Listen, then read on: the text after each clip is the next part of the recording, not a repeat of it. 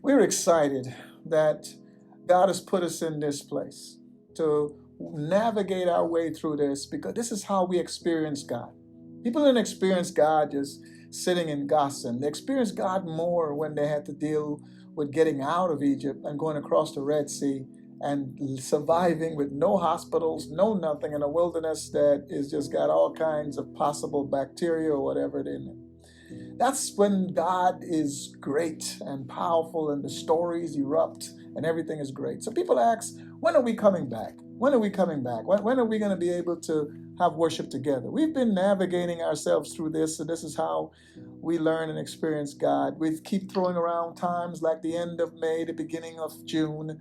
We've thrown those times around. We don't know yet because we're watching the news, trying to be wise and trying to make the best decision that glorifies God as we navigate, watching what's taking place and making sure we do this with wisdom, not fear, but wisdom, and then balance that with being obedient to God in the fact that He says, do not neglect the assembling of yourselves together, and to worship Him sincerely, as Acts chapter 2, verse 42 on says. So how do we balance that? Well, we're going to do 3 services.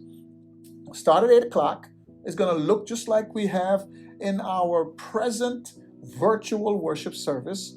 We try to get out about 9:30, 9:10 or so, not 9:30, 9:10 or so. We try to get out about then.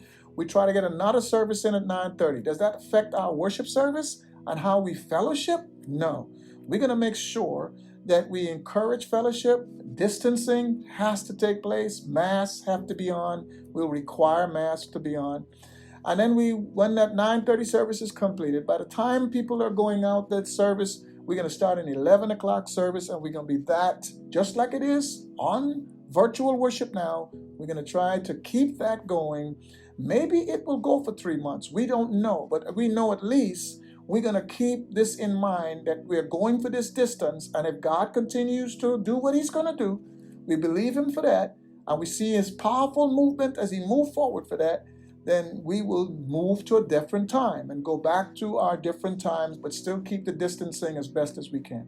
We'll keep monitoring this and developing this so we address worshiping God and we respect what God has allowed us to be in as He has exposed us to what is taking place in our city today. So, folks, as we come back, we need your prayers. We come back, we need for God to bless us with wisdom.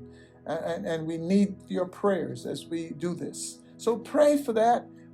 Let us all be obedient to this process. It makes it a whole lot better for everybody. So we need masks.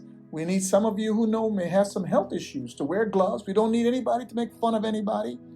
And we need to come to this time believing God will keep us, because we don't believe that what kept us is staying at the house. What kept us is the grace and the mercy of God to watch over us each and every day. So even though that helped, it was God who sustained us.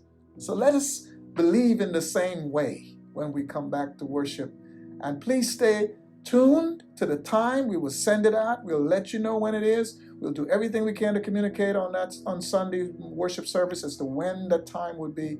But pray for wisdom. We sure miss you, though. Sure look forward to seeing you. God bless. Stay focused. Please stay focused.